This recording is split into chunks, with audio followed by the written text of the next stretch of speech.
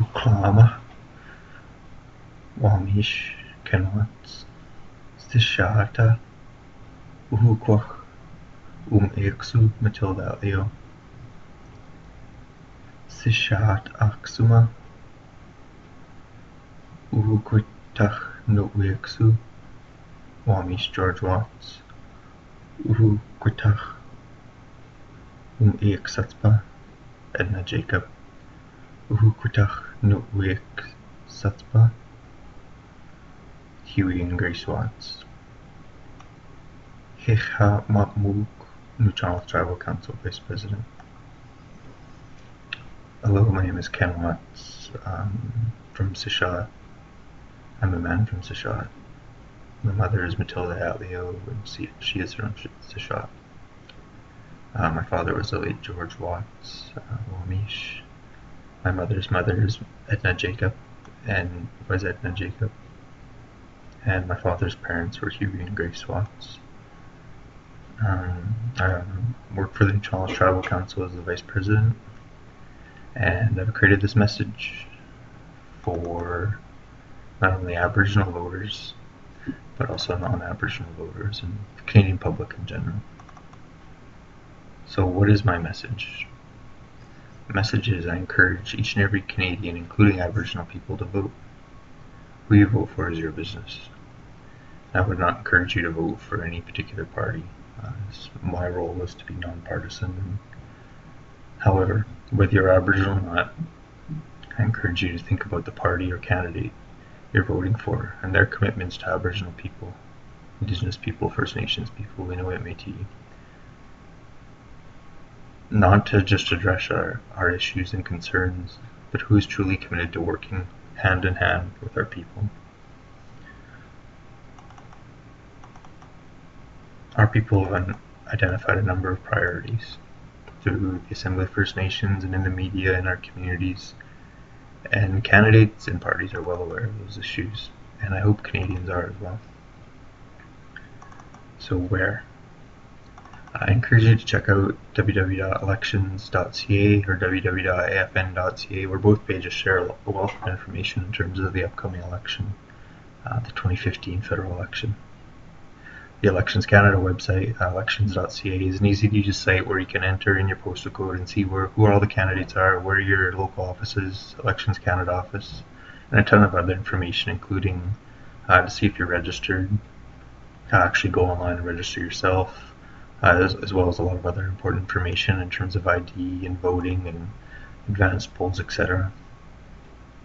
So when? A big reminder that everyone, the advanced polls are October 9th, 10th, 11th, and 12th. And election day is on October 19th, 2015. Please go to elections.ca, as you can see a lot more information there, including when you receive your voting card. You'll have the time and locations where you can vote. So why? Why am I creating this message today? Why should you vote? I guess in particular my message is for Aboriginal people. It's your right to vote. People fought hard for that right. You should exercise that right, just like you exercise your other rights in terms of food, social, ceremonial, fish, or whatever, what have you. There's a number of Aboriginal rights you could exercise, but this is the right you have. This is the right that many people fought for so that you could exercise it today. Beginning in 1960, Aboriginal Canadians were no longer required to give up their treaty rights and renounce their status under the Indian Act in order to qualify to vote. To think about that, you had to give up your status card or your treaty rights to vote. All the way up until 1960, that's not very far in our history. So for those Aboriginal people who don't vote or believe in voting, I respect your decision. So I feel that, it's up to each individual what they'd like to do. I would never push it upon everybody, but I encourage people to get out there and vote. For me, personally, I have a really hard time for myself to complain about a government and then not vote.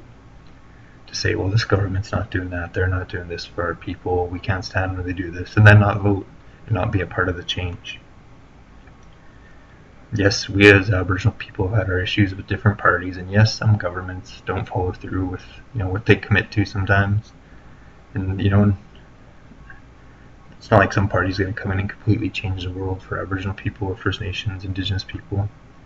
But I believe there are parties and individuals who are out there that are willing to work with their people.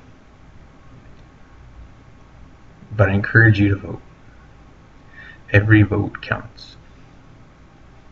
The AFN released 51 potential swing ridings in Canada where First Nations people, Aboriginal people have the potential to swing a vote. We've had pretty low participation in previous elections, especially our young people in terms of First Nations people. But if most, if not all of our people can get out to vote, we could potentially change the outcome of this election and the difference between a minority or majority government. And so finally, the most important for me, and why I say I want you to vote, or why do I vote personally, or why do I want Aboriginal or non-Aboriginal people to vote and support parties who support Aboriginal issues and concerns and our priorities again. I guess to sum it up, as Rex Murphy from the CBC stated once, he was talking about the Truth and Reconciliation Commission reports, and he was talking about, in particular, the calls to action. And it was quite the media event, and it was quite an event when those calls to action were brought out. He said this should not be an election issue, but the election issue. Our people play a major part in this country.